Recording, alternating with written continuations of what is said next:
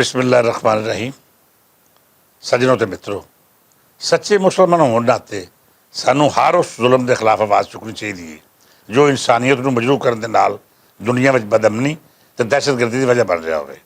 अज Israel वालों जो जुल्म मजलूम फलस्तीनियों उत्ते किया जा रहा है, साडी तारीख का उस बाब है जोड़ा आने वाले वेले में बदअमनी वाल लै जाएगा। ये नतायज या रद्द-ए-अमल अजिहा भी हो सकता है कि दुनिया एक बार फिर दहशतगर्दी की किसी वड्डी लहर का सामना करे, अजिही अग बढ़े जी फिर किसी को बुझाई ना जा सके।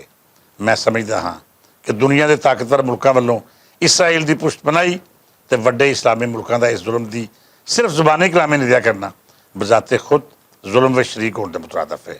सानू मिन हैसल कौम इस रवैये तो जुल्म के खिलाफ खुल खुला के आवाज़ चुकनी चाहिए। इस सिलसिले में 19 नवंबर दिन 12 बजे जमात इस्लामी गजा वारिस के नाम तो कैंपस पोल उत्ते एक वड्डा इकट्ठ करन जा रही है ताकि असी दुनिया को दस सकीए कि पाकिस्तान का बच्चा बच्चा फलस्तीन के मजलूमां नाल खड़ोता है। गजा मार्च अंदर मैं आप अपने बालों के सज्जना मित्रा सने रल्त करांगा। तुसी भी 19 नवंबर के दिन गजा च होने वाले जुल्म के खिलाफ घरों निकलो तो अपने जिंदा होने का अमली सबूत दो। सज्जनों, ये फैसले की घड़ी है। अज फिर दुनिया दो ग्रुपों में वंडी जा रही है। एक पासे जालम तो वो दुनियादार हवारी ने, जबकि दूजे बन्ने मजलूम का साथ देने वाले तो इन्हों की आवाज़ चुकने वाले ने।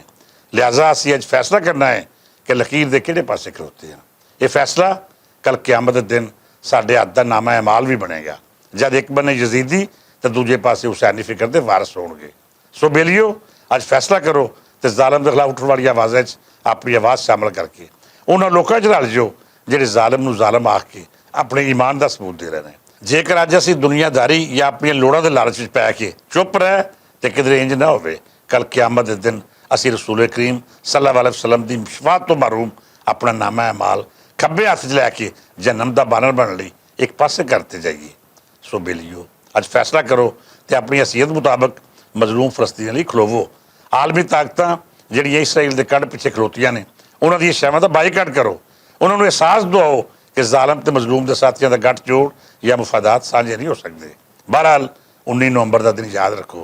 जमात इस्लामी के गजा मार्च भरवी रद्द करके अपने हिस्से का फर्ज निभाओ। उत्थे मुलाकात होएगी। रब ताला सब इंसाना बिलखसूस फलस्तीनी मजलूमां ते अपना रहम फरमाए। आमीन। इजाज़त दो। रब रखा।